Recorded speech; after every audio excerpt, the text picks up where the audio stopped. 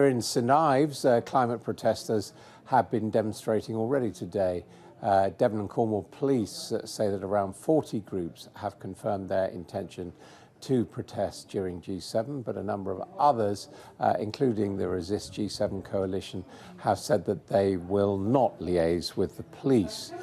Well, let's bring in Sky correspondent Dan Whitehead, who is down on the beaches in St Ives. Pretty nice place to find yourself. What about the mood of protest, Dan? Yeah, well, this is the backdrop, of course, which the Prime Minister wanted, but also the protesters, especially when the protests today have had such a theme about climate change, which is high on the agenda when it comes to the G7 summit. Cornwall and Marine County is feeling the brunt of that. We've been at the Extinction Rebellion protest, which has seen around 500 to 750 protesters down here throughout the day. They've ended, as I say, on the beach, and we can have a quick chat to one of them who's been joining the march. Jess, you came down from London to join the Extinction Rebellion protest. Tell us, first of all, why you felt it was important to do so. Yeah, thank you so much.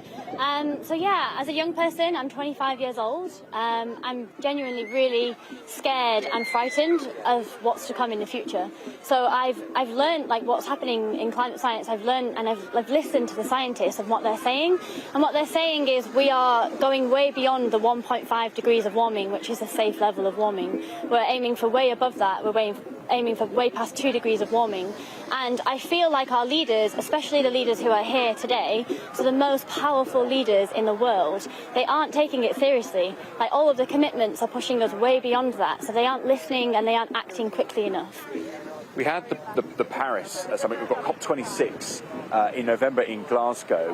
We have these huge summits and even bigger ones than here in Cornwall. Yeah. Do they work? Do they make a difference? And is your voice heard, do you think?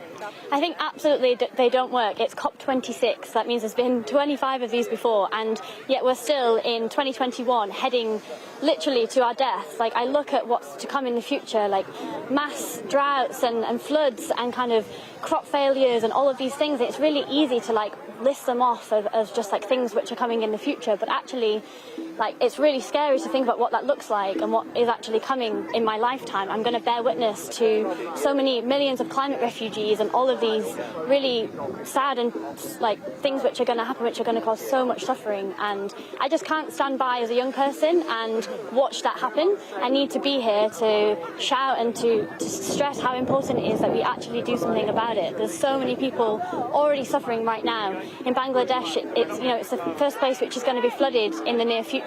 So I have to be here to kind of raise the voice for those people who aren't being heard either in the global south. Thanks very much, Jess. Jess, one of hundreds and hundreds of protesters who are holding events here over the next couple of days. A couple of bits of breaking news to bring you, unrelated to protests, but you'll remember the ferry over in Falmouth, which is accommodating 1,000 police officers, 1,000 of the 6,500. Well, someone's